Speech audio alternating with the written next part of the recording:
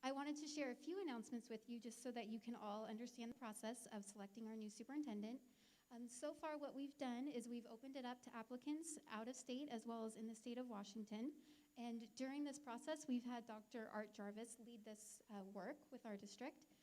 The board had an opportunity to meet with semifinalists over the weekend and as well as on Monday, and they've narrowed it down to 3 candidates, and we're excited to host all 3 candidates this week, starting with Mr. Neal this evening. So for how tonight will work, the format, questions were pre-submitted. We may have an opportunity for the audience to ask additional questions at the end. Everyone has an opportunity to submit their feedback that the board will be reviewing. At the end of this evening, you can take one of our note cards on the front table, which has a QR code that you can scan either with your camera or an app on your phone with a QR reader app. And then that way, the feedback will go directly to the school board this evening. If you do not have a device, you can also submit paper feedback when those forms are in the foyer. We do have an option on our website to go directly to the link. If you need that feature, you just go to the blue tab in the top right. It says Superintendent Search on our district website, and you can navigate to those forms there as well and read more about each candidate. And then the announcement for our superintendent will be announced this Friday at 11:15. There is a link on our district website to stream that meeting live this Friday, and it will also be on YouTube.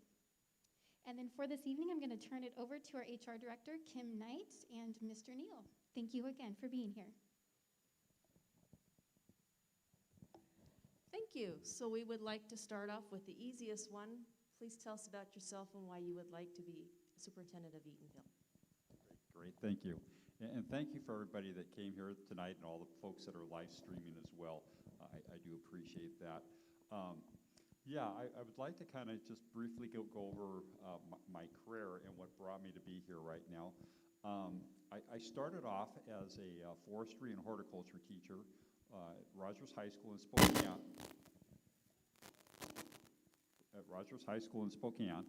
And I know it was a shocking job. Thanks for laughing. Anyway, I have a very diverse and kind of a linear career path that I've taken in public education. I was a FFA advisor. I coached football and basketball. I was an instructional coach. I was a department head. And after that, I was kind of encouraged to go into, to look at some principal positions. Thank you. I'm getting some cues here on where to stand. So anyway, I went to Gonzaga University and got my master's in administration and curriculum, at which time I also got my principal certificate and got my first administrative position as a middle school assistant principal, and did that and worked for 5 years and really was looking to get into a smaller district. Spokane School District at that time was 30,000 students, wonderful faculty, some wonderful mentoring going on there, lots of resources and opportunities there, but it felt too big for me. And so I took a job as the assistant principal at West Valley High School in Spokane, which was a school district of 4,000 folks.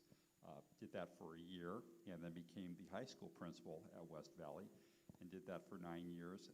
During that time, I was given some opportunities for some district leadership positions. And so really started enjoying that. It gave me a chance to start working with some of the elementary. I didn't have a lot of elementary background, so I got to work with the elementary schools, worked with the different departments within the district, and really became interested. And with some encouragement, went back and got my superintendent certificate through Washington State University, did a 2-year program, and did my internship. Decided to apply for a job in Sequim School District, and there was an assistant superintendent position. So I was fortunate enough to get that position.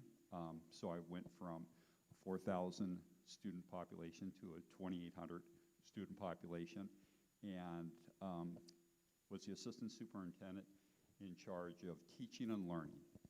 I also evaluated and observed all of the principals and some of the department chairs. That same year, the superintendent took another superintendent job ironically, in Spokane. And so the school board at that time made me the interim superintendent in SQUIM. So I did that starting the year after, so my second year. And the school board voted to take the interim title off, and they made me the superintendent. So I did that for 4 years and was enjoying it, and really had some things that I really enjoyed about a smaller community, a smaller school district, and just an opportunity to have a more personalized experience for myself along with the kids. And then something happened that came out of the blue, and I got recruited by a construction management firm. And I really wasn't even sure what was going on at that time, outside of I had this vice president for this construction management firm that was interested in me and was asking me more about my background, and found out about how I worked with bonds and levies and had a lot of success with that, and that he was looking for someone to work for him to oversee their K-12 programs throughout Washington State. So once I realized what was actually happening, I talked it over with family and friends and thought about the opportunities there. One of the biggest things that captured me was I wondered what it would be like if my skill set that I had in public education up to that point, how that would transfer into the private industry. And then I was also interested to see if I might be able to help some districts pass some bonds and levies that they typically were struggling with. So, long story short, I accepted the job and became a senior director of K-12 programs for Vanner Construction Management, and oversaw their programs throughout Washington State.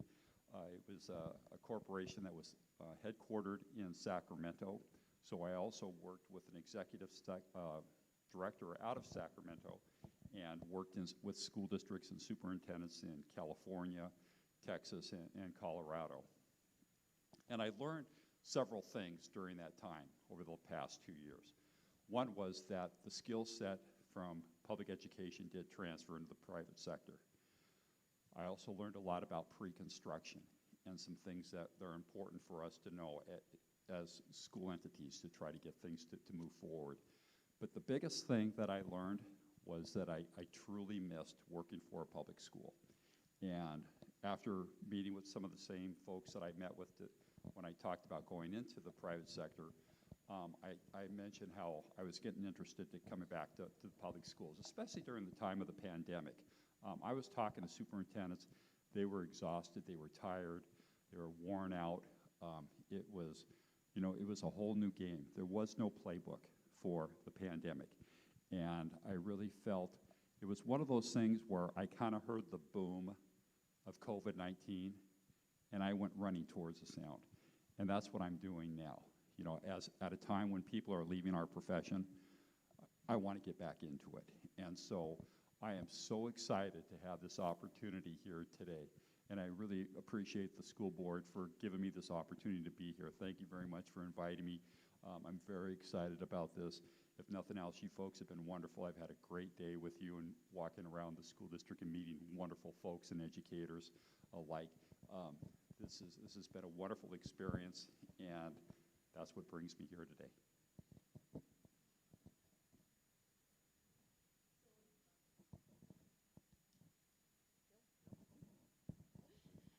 Describe for us, if you will, your experience in implementing innovative programs in schools. Yes, great question. So the last 2 school districts that I have worked in, I have brought in Project Lead the Way STEM programs. Throughout the high school, we've had the same programs that you're running here. So may not seem innovative here, but the districts that I had worked for, they had not had those programs in place. And so we brought in the STEM academies.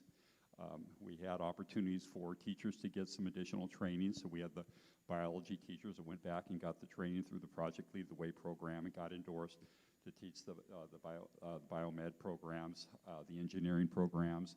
And then at SQUIM, we did the same thing and included aerospace engineering as well, because we had a lot of interest in that. So those were 2 of the biggest things that we brought on board, both of which did a couple things, and I'm sure you folks experienced the same thing. It increased the relevance for our students. They really enjoyed the Project Lead the Way, the project-based learning programs, the hands-on approach, and we found out that our student achievement increased in both districts. The graduation rate went up, and the engagement also was a big thing that we've had a lot of interest in it, and our CTE numbers went up incredibly. And kind of the thing that I want to note about that, one of my strategies was also to try to find additional funding for the school districts. And by having teachers certified in CT as CTE instructors, we receive CTE money that helps supplement some of our funding. So it allowed us to do some things that we just wouldn't have had enough money to do. And I think you're probably experiencing the same sort of thing here in Eatonville by having that additional funding to help you propagate a lot of equipment, a lot of training, a lot of different things that you wouldn't normally have. I think we got it working now. Oh, okay, good. So how do you plan on engaging multiple stakeholders in the success of our students? Good. So going back to my career, it was very linear. You know, I was a teacher, I was a coach, I was an advisor, I was a middle school assistant principal, I was a high school assistant principal, I was a high school principal, I was an assistant superintendent, and I've been a superintendent. And the reason I point that out is along each one of those factions, I had an opportunity to work with a very diverse group of stakeholders. Every move along that way had different stakeholders that I got to work with. So I think one of the advantages that I got when I became a superintendent was the background that I had working with a lot of different groups of folks that really gave me a more comprehensive approach to managing and leading the district. And we have lots of time, so no rush. So what do you think are the most important first steps that a superintendent can take in a new district? Great question. Hit the ground listening. And that's one of the things that I have talked about throughout the course of the day that I learned in superintendent school, and that is kind of the rule of 1/3. So as a superintendent, you want to spend 1/3 of your time within the district, you want to spend 1/3 of your time with the school board, and you want to spend 1/3 of your time with the community. That's real important. Now, needless to say, there's times when those numbers get adjusted a little bit depending on what you might be working on. If you're working on a curriculum adoption, then you might be spending more time within a district. But what that means for me is, while I'm out meeting with those entities, I'm asking basically 3 questions to folks. One is, what is it that you guys do that you're very proud of? Second question is, what could we improve upon? And then the third question is, if you were the new superintendent, what's the first thing you would do? And I expect to get a variety of answers, but what I would get are trends that I would start seeing. And once I start seeing those trends, those are the things that will help establish how I can use some of my skill set to help the district move forward. But really, to hit the ground listening, I have talked earlier today about communication isn't always about talking. And the example I like to use is Stephen Covey when he says, first seek to understand and then to be understood. And I've never gone wrong with that practice. So that's one of the things is I want to be visible, I want to be approachable, I want people to tell me what they're thinking. I would survey folks, I would survey the community, the parents, the kids, the school board. I want them to know how I'm doing, and I'm not going to know that unless I ask people to do that. So what is your approach to serving our underrepresented students? Yeah, so the first thing that you need to do is you have to define or identify what it means by being underrepresented. So what we have to do is we have to take a look at and put that into relative context. So is it, our kids of low income? Is it our underachievers because they're having that they need to work on their reading skills or their math skills. But what that basically means is you have to have an assessment in place so you can see what it is exactly that the students have, what you need to do to get them up to standard. Identifying the students that are underrepresented and underserved is very important too, and there's ways of doing that. And one of the ways is by just looking at disaggregating data. So unfortunately, or fortunately, however you might want to look at it, this year we're not going to have smarter balanced assessments. So we're not going to have that available for us to look at, because that's one way of really looking to see what type of growth those individual kids have had or have not had. So to then start building things into place, one of the first things, the best things you can do for underserved students is to take away barriers.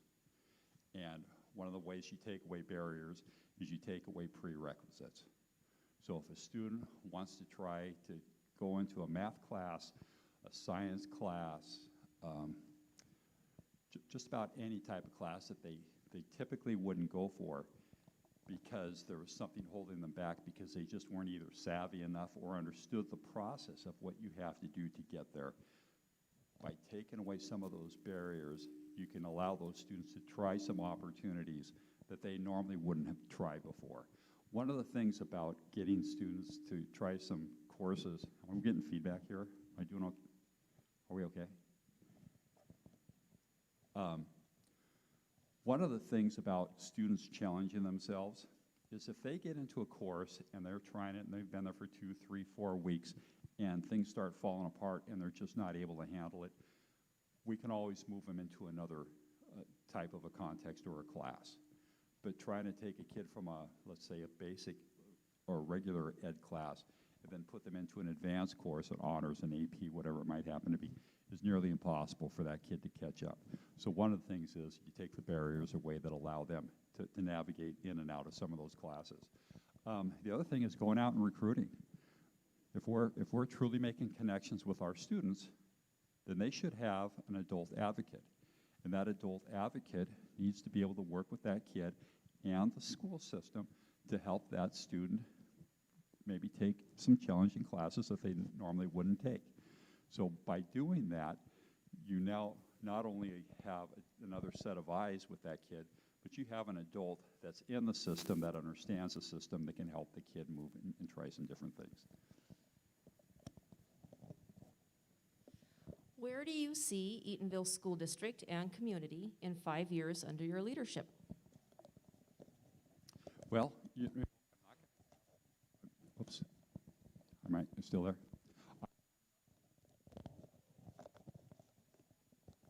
Sorry about that. I'm not going to come in with any preconceived ideas. So I'm not going to say we're going to have this curriculum in place, or we're going to have this physical structure in place that we currently don't have. It reflects back to my first question about hit the ground learning and listening. So what I want to do is find out what the needs are and what is it that the community, the parents, the teachers, the students, and the school board want to see have happen. Once I have that information, then I can help by using the strategic plan that's already in place. I can now develop some strategies on how to get there. That's one thing that I can tell you that I have a vast experience with, is helping districts navigate through some waters that they haven't gone through before. But the basic thing, the first rule, is not to have preconceived ideas. So I don't have anything saying, here's what every kid's gonna have, here's what every kid's gonna do. I wanna find out, what is it the community wants us to do? What is it the school board, what direction do you want us to go? And then from there, we'll take it and we'll find ways to get through it. Another thing that I wanna point out with, as we get ready to start taking on whatever new task that we have, is one of my sayings is that a goal without a deadline or a timeline often becomes a wish. So what we have to do is make sure when we set our goals, we also have a timeline set on here's what we agree that within 2 or 3 years, this is what we want to look like, and or this is the measurement of how we know that we've gotten successful with whatever that goal will happen to be. So it's very important how you set it up. What is it that people want to do? Do we have this in our strategic plan? Do we have policy in place that supports it? Do we have procedure in place? Do we have our practices and our buildings in place? If not, these are all the things that we have to do and plan out so that we can have that road well paved as we start to travel down and to get there. So the follow-up then, and you've already touched on it, is how do you measure the success? So it'll depend on what you're trying to measure. If it's something that we're talking about that's an infrastructure, it would obviously be something like, we're looking at a capital project levy that we want to run. And then obviously the measurement would be if it was successful, then we did that. If we're talking about, excuse me, if we're talking about improving in student achievement, which is always a good goal to have, then what is a realistic goal that we have for the students? And we have to be careful of doing arbitrary things like saying, well, I think it'd be fair to, raise fourth grade reading scores by 10% every year for the next 3 years. And I say that as it's arbitrary in that we need to know if we're looking at raising fourth grade reading scores, what were their third grade reading scores? And what is reasonable to look at as we move through the system? Because it might be, for this group of learners, we want to raise their reading scores by 5%. This group over here, we might want to raise by 8%. So it really needs to be individualized.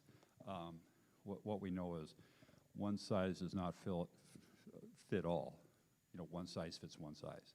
And so what we want to do is if we're looking and trying to take each child as they are, then we have to know where they are and what's reasonable to move that child. So this is something we would develop and put into their actual their student learning growth plans. Excellent segue. How do you balance the concerns over learning loss with needing to meet our students where they are? So I agree that there probably is learning loss, but I also think that our students for this past year have probably learned a couple things. I think they've probably learned about independence, how to work independently, and how to work through interdependence as well. I think that's something that we could measure, and we could probably tell how well kids have done this, because we know that we have some kids that have probably done okay with this change of instruction that we've had. Could you repeat that last part of the question? So how do you balance those concerns over learning loss, over just meeting the kids where they are? Yeah, great. So the best way that you do that is you have to assess them. And it's very important that when we do our assessments that we have common assessments. So what I mean by that is if we're going back to the fourth grade reading, whatever the assessment is that we use for assessing fourth grade reading, all fourth graders need to use that same type of assessment. If we're looking at measuring the high school algebra classes, those kids, when the assessment that they take, to do it well, is to have a common assessment. So all of the algebra teachers are giving the same type of assessment. And that's going to tie into the professional development, because now we would have all of our algebra teachers working together, working on the same standard, working on the same assessment, and we would have a good way to measure how well the kids are moving, because all the kids are getting the same type of instruction, but more importantly, they're getting the same type of assessment. I have talked earlier today about another type of assessment besides summative assessment, like I just mentioned, is the formative assessment. And I see this happening. I was watching as I was walking around the buildings, and I could see formative assessment happening. And this is when you're measuring how well the student is picking up things formatively. You're not grading it right there on the spot, but you're asking questions like, Jeff, give me a thumbs up if you're understanding what this concept is. And Jeff gives a thumbs up. And Rhonda, how about you? Thumbs up, thumbs down. Oh, we've got a thumbs down. So now right then and there, I can help assess and get Rhonda where she needs to be, because she's telling me right now what she is not understanding. I don't have to wait 2 weeks from now when we do a quiz. And Rhonda has struggled for the last 2 weeks before we have that quiz, when I can take care of it right then and there. Exit slips, whiteboards, put in your answers. Show me your whiteboards, tell me what your response is. Really quickly, these are sorts of things that we can do. So one of the quickest ways of improving student achievement is through formative assessments. So post-McCleary, there has been a lot of confusion and debate about the ongoing need for levies. So could you please expand on your experience in communicating the necessity for bonds and levies to all of our stakeholders? Yeah, so that's, there's a lot of responses to that one, because McCleary did not solve the funding problem. The McCleary, by the own rights of what the legislators have told us, is that they had set a bar of what they expected, the amount that they expected to give school districts per each student. And that was $19,000, was what they had set the bar at 10 years prior to McCleary. And that was set by the state legislators. So currently, we look at Eatonville, and we're getting about, on an average, $13,000 per kid. That's well under the $19,000 that was promised to us by the state legislators. But they failed to reach that bar. So McCleary got twisted around, and it turned into a whole different conversation, and that kind of got lost in the wash with what we were looking at. So the funding portion needs to be equitable. Right now, I could go and I could ask any building administrator or any special ed teacher, do you have the funding that you need to have? Does the district receiving enough money to fund the special ed needs that we have? Well, the answer is going to be no, because we're funded on a percentage. And that is not a funding formula for each child. That's a funding formula that was put into place in 1978 that we still use. It's an adequated funding formula. So we're losing out on some things that we are required to do by law, but we're not getting the funding to help pay for that. Another example I'll give you for Eatonville, and we talked about this earlier today, is you have a large geographical area. The transportation money that we get from the state does not even come close to funding what we need here in Eatonville for our ridership. We cannot put enough kids on the buses to cover the funding that we have to have. So where does that money come from? Well, it comes out of our reserve. That's either coming out of taxpayer money or levy money. So to say that the state has fully funded education, I think I have some arguments to say that it's not happening. So those are some big issues that I think, and I think need to be addressed, because we can say McCleary solved the problem for funding public education, but I got a laundry list of examples of how it hasn't. Well, because of the shortfalls that you mentioned, we have had to be very deliberate and careful in our budgeting. So can you please explain to us how you lead budgeting for equity? Yeah, okay. I'm going to start kind of a macro answer, and then I'll get to the micro. So the macro level is each school district basically has 3 funding streams. And one of the things I've been talking about earlier is that public education, the funding isn't complicated, but it's very complex. And so, for example, I'll take Eatonville again. Eatonville receives 65% or roughly of their budget from the state from student enrollment. So 65% of what we get in Eatonville for our budget comes from our $14,000 per kid that we're getting. Then we have 30% that's coming out of our local taxes and levies that we have. And then we have 5% that's coming from our federal funding, Title I money, so on and so forth. And then we have another pool that we look at, and Eatonville does a wonderful job with it, and that's additional funding streams. And that's private funding, that's I-grants, those are the sorts of things that we go out and we get on our own. So how do you get to the underrepresented kid or underserved, is that was the question, or the inequitable? First of all, the question is, do we agree to that, and is it in our strategic plan? Because that's something that has to be formally addressed. We have to say, these are some things that we want to do, and we need to make sure that it's in place, and here's how we're going to measure it, and here's how it needs to look for the next 2, 3, 5 years, and here's how we know we're going to get to it. Once you do that, then you have to say, how well do our policies align with that? Do our policies agree to what that strategic plan is asking for? Do we have procedures in place that follow through that? And do we have the practices within our building?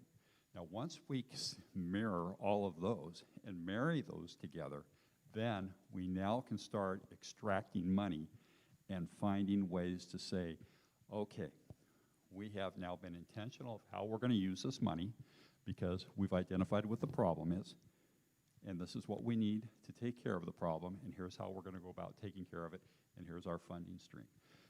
In most cases, we need to follow the letter of the law of that strategic plan. However, I do want to add that a strategic plan needs to be fluid.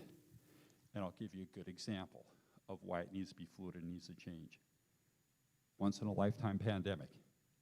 You probably didn't have that in your strategic plan when you put this together. Did that create some needs and some wants and some things that you had to do that you hadn't planned for? Probably. So what we're doing is we're bailing the water out of the boat as fast as we can and trying to make sure we're still following the course of action that was set by our strategic plan. But the point being is, one, do our policies align with what our beliefs are and our mission? And then two, is it identified in a strategic plan?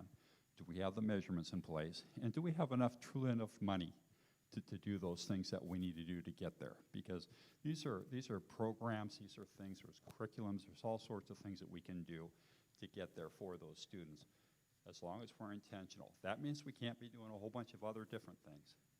If we're looking at this as goals for the district, we can't have 7 or 8 going on at the same time. 1 or 2 or 3 for the next 3 years, and we will get to where we need to be.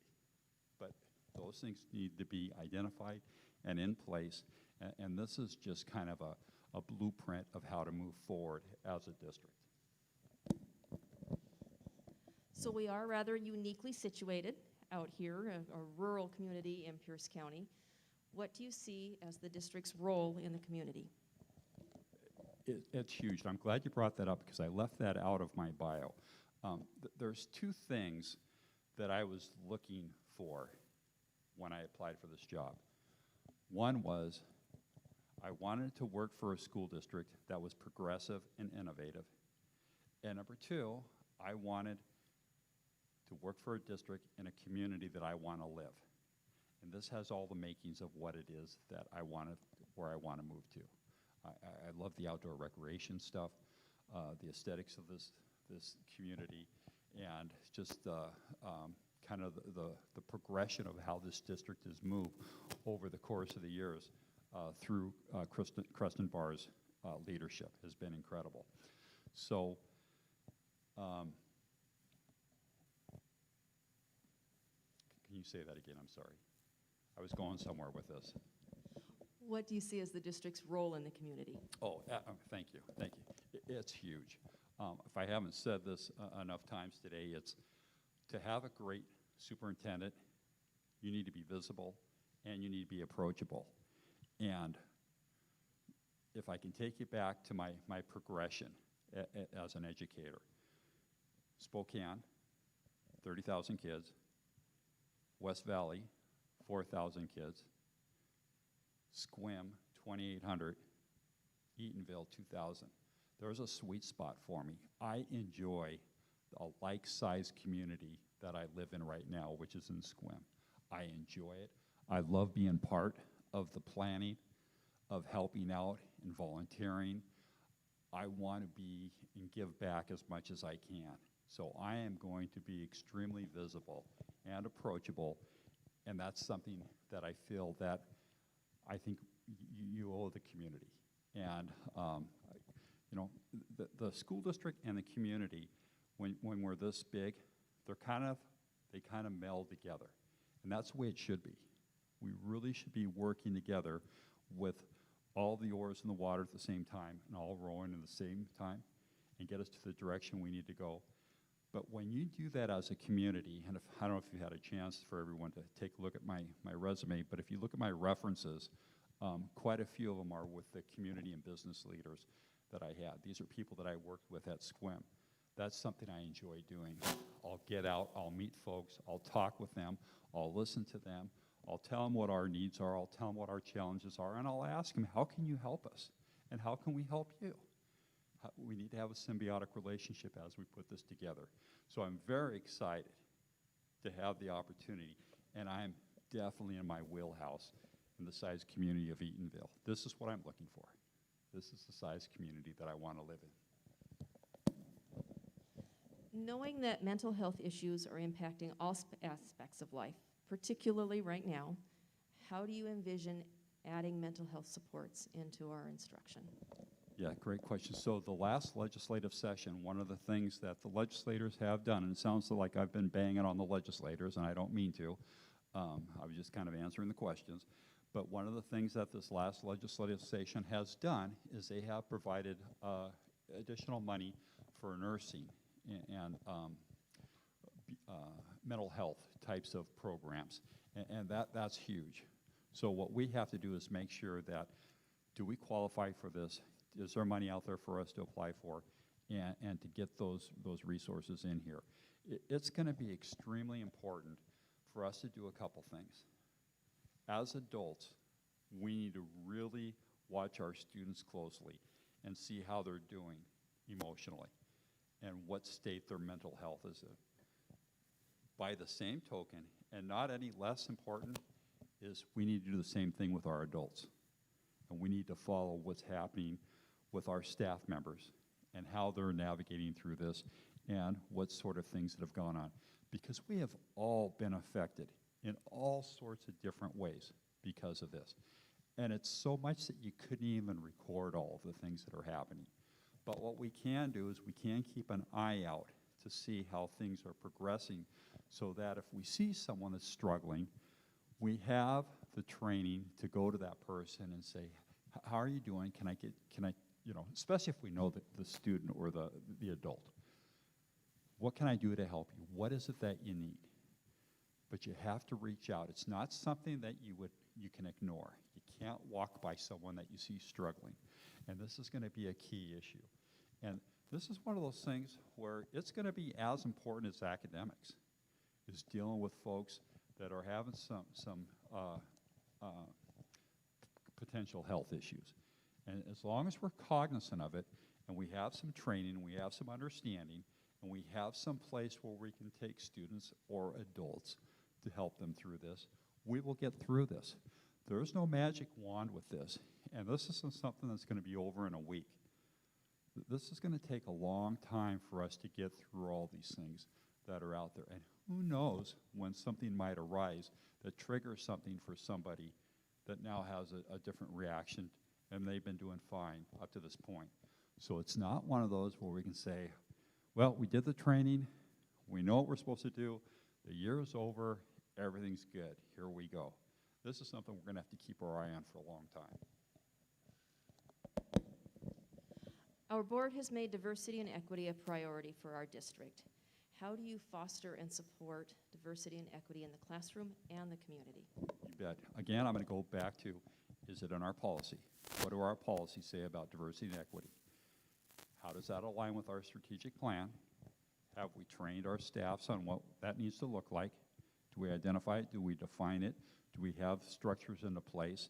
And again, this isn't something that we do for 2 weeks, and then we said we did it, and we check it off, and away we go. This is something, diversity and equity, that needs to be embedded in our curriculums. So whatever our curriculum is, was math or reading or Project Lead the Way or whatever it might happen to be, what do we have in there that talks about diversity and equity? one of the platforms I stand on, and I firmly believe in this, is that the power of our nation is the diversity of our citizens. I firmly believe that. And the engine that powers diversity is public schools. It's been that way since I've been in school. It's happening now, and it's going to continue on. Public education is the entity that we can always count on that's going to work and provide diversity and equity. It's a moving target. And so that means we have to continue to observe it and see what's happening.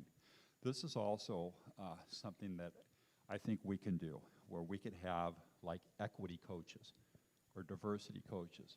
So if we get some training, if all of our adults get some training, whether it's a superintendent, whether it's the finance director, whether it's the school board member, a bus driver, whomever in our district, if we get training on how we can identify if it looks like something is not happening or there's some inequities that are occurring, it is our responsibilities to approach that and to either deal with it if it's something that needs to stop right then and there, or if it's someone that looks like they just suffered through something that may have happened to them.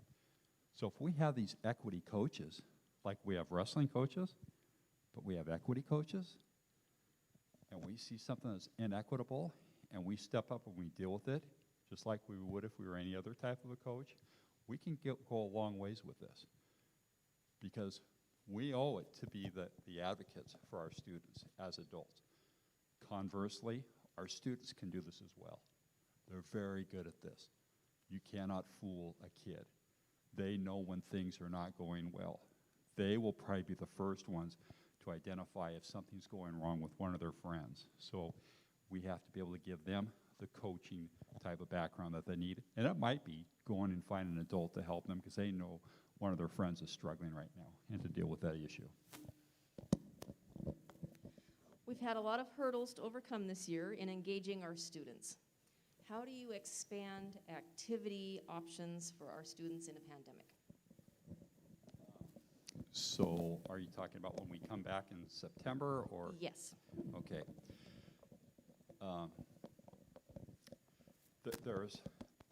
I'm going to kind of go back into place of one of the first things that we need to do, and we probably need to start doing it this spring, is we need to assess our kids.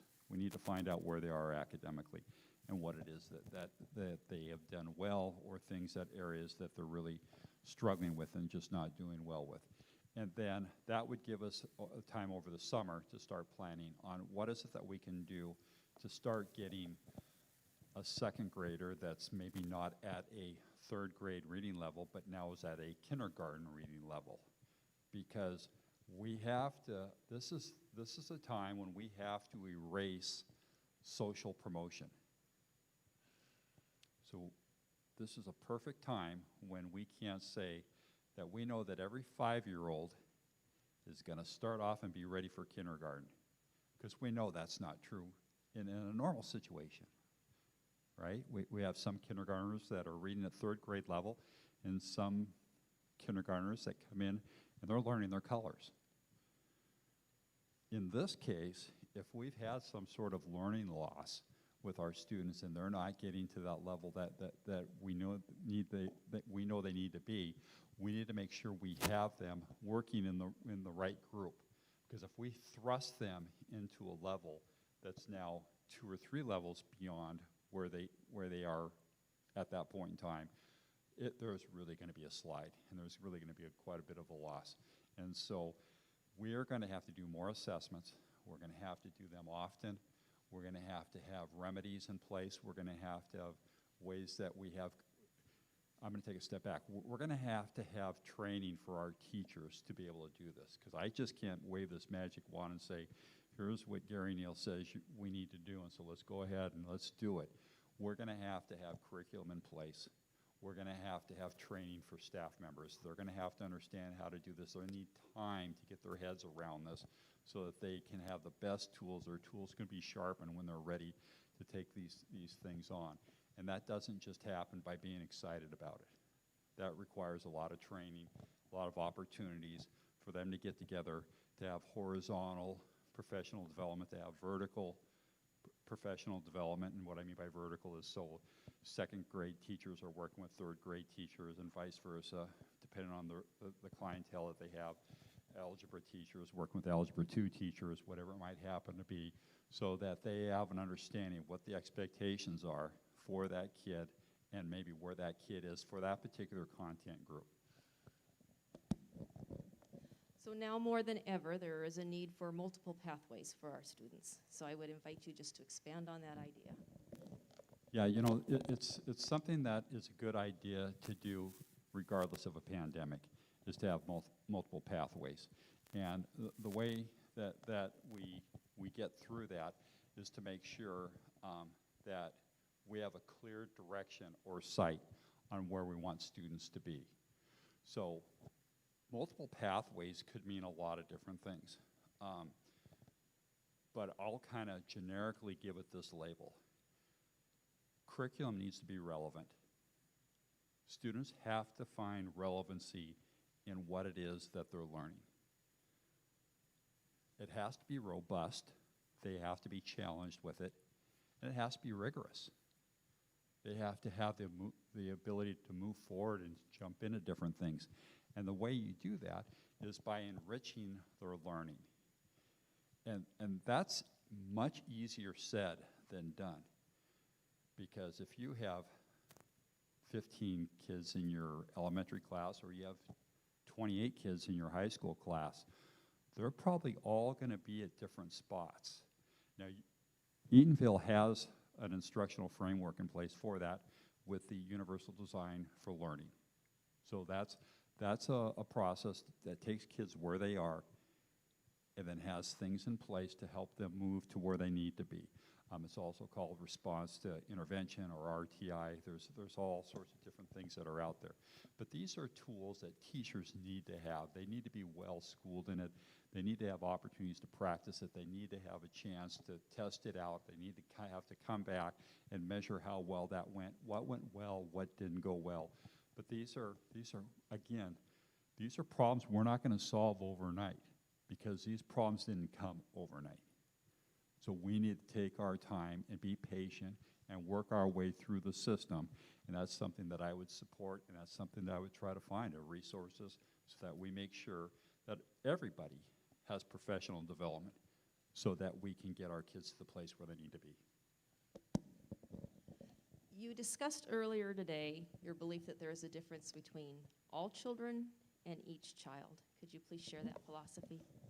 Yeah, and I started this a while back because I used to always say, you know, all the students and all the children. And what I found to be true was folks that I was working with when I was talking about, especially as a superintendent, I'm talking to large groups, a lot of times they just kind of started tuning out. And so I actually, when I talked, it was with some Rotary groups that I was working with over in Sequim.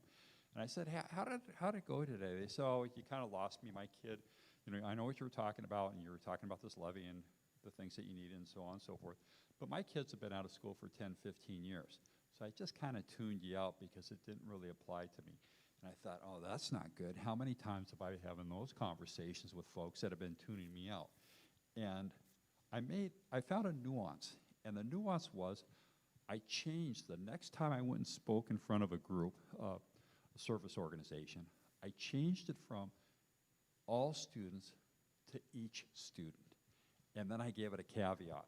And I said, so even if you don't have children that are no longer in school or you don't have children, think of a child that lives down the street from you. Think of a nephew or a niece or a grandchild. And I started framing it as each child. And I noticed in your strategic plan, you have that in your mission. You talk about each student. And it resonated with me. And I think as silly as that little nuance is, what I found was with folks that I was not reaching, it started bringing them in a little bit. When I started making it singular and saying, let's talk about each child. As an educator, it also told me, if I'm in a room with a bunch of students, what am I doing to reach each one of them? That's a big task. That's a huge task. But we're up for that. and we can do it. But we have to have the resources and able to take that on. So I can look at all of my students, and I can look at my average score for my entire class, or I can look at each child's scores and see how each child is doing, and what is it that I have to do so that I can get that student that's struggling with this to the next level. Thanks to the generosity of our community, we were able to go one-to-one last spring when we needed to turn on a dime. What do you see as the role of technology in our new normal for in-person instruction? Yeah, you know, technology is a fabulous tool. It's an incredible tool. It is a tool.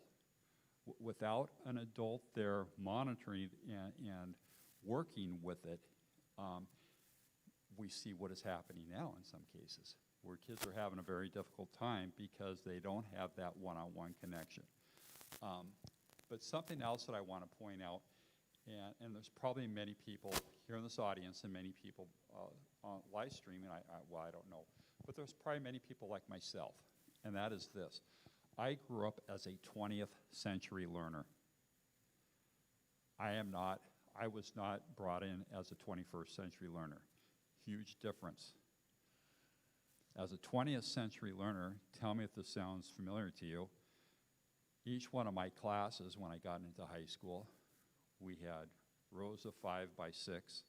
We had a teacher that talked for most of the hour, and we had a lot of homework assignment, and we were assigned books, and that's how we operated. That's 20th century learning. 21st century learning is someone that's looking at their phone and using data because we want to have information right now. I had to go to the library, or I had to find a buddy that had a set of encyclopedias. And that's how I got that information. What are we doing so that once a kid gets that problem, that task, do they have the equipment that's going to allow them to get that information that they need right now and then to take that to the next level? So that leads me into, we have to make sure that we have responsible digital citizens. That's the other thing I noticed when technology first started coming out and we started getting computers into the hands of kids, was the internet came out so fast and furious, we did not have a chance to set up rules for it or guidelines because things were happening at breakneck speed, which is great. That's an advantage of it. But we'll never catch back up to that because now we have 21st century learners that they've had the internet their entire lives. That's a huge difference. So we have to make sure that these toddlers that have been working with their parents' iPhone, that know how to use it better than I know how to use it, are able to take that technology and to move forward. And again, I want to stress the point that technology is a tool, but a tool without the appropriate background for it can be confusing as well, and it can be backwards. So it's very important that, again, so I'm going to sound like a broken record here, our staff needs to be trained. They need to have curriculum. They need to have the supplies. They need to have the support. We need to have the IT available to do the sorts of things we need to do. We need to have switches. We need to have routers. We need to have high-speed internet. How's the high-speed internet in Eatonville? Probably the same as is in Sequim. I joke about, why do we call it broadband? It should be called narrow band, and I say that facetiously. But the point being is, our kids deserve to have high-speed internet as much as the kids along the I-5 corridor, just as much as they do. So we want it. And that's one of the things I'd be talking to the District 2 representatives and senators about. Make sure that our kids have the opportunities, because there's inequity. You don't have to be of a racial or ethnic group to have inequity in technology, but that's an inequity, isn't it? What are we doing so that that is more equitable? So our kids have the same chance. So our kids are flying through the AP classes so that they're having the opportunities, to get into the colleges that the other kids are having opportunities for. All right, that's the end of the pre-submitted questions. How are we doing on time? We have 1 minute. Mr. Pohl?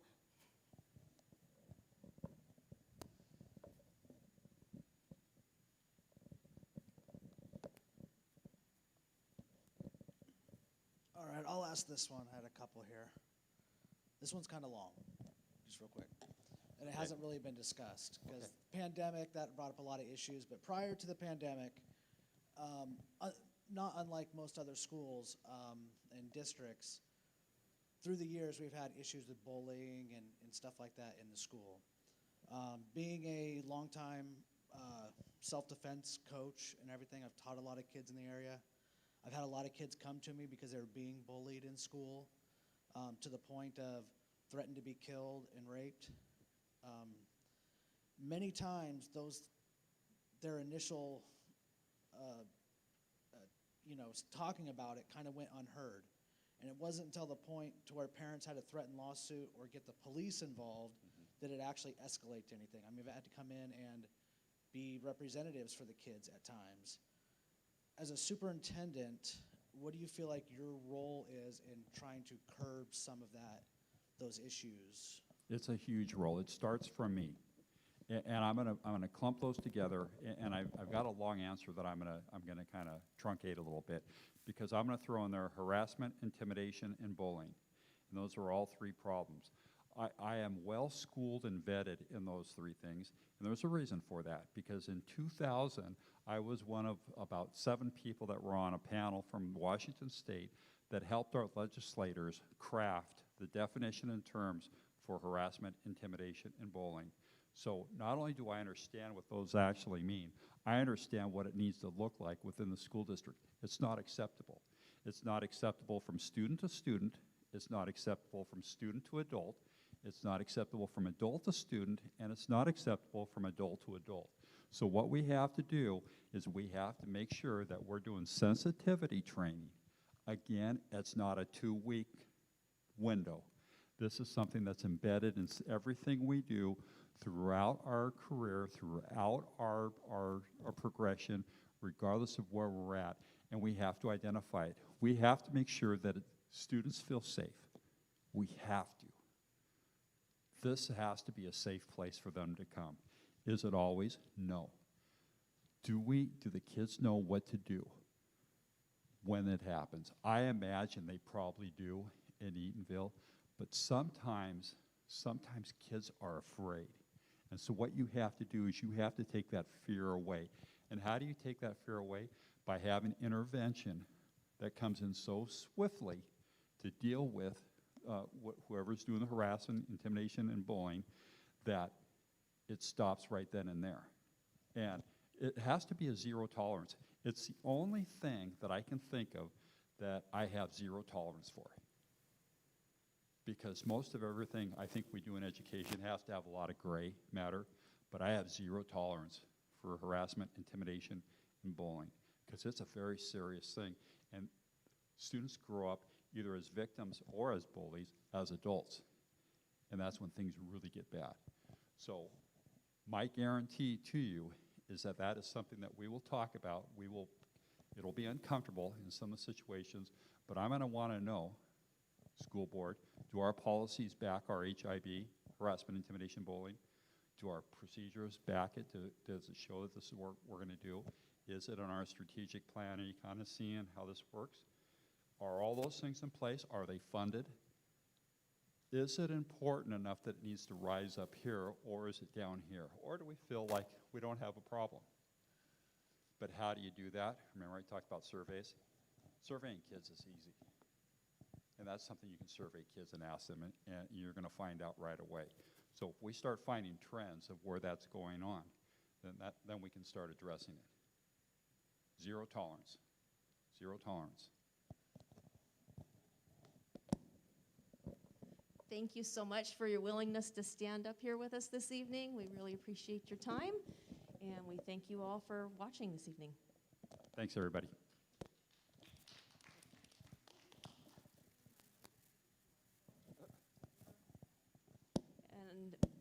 please, if you would take a moment and use that QR code, fill out the feedback form so that the board has that information, we'd all greatly appreciate it.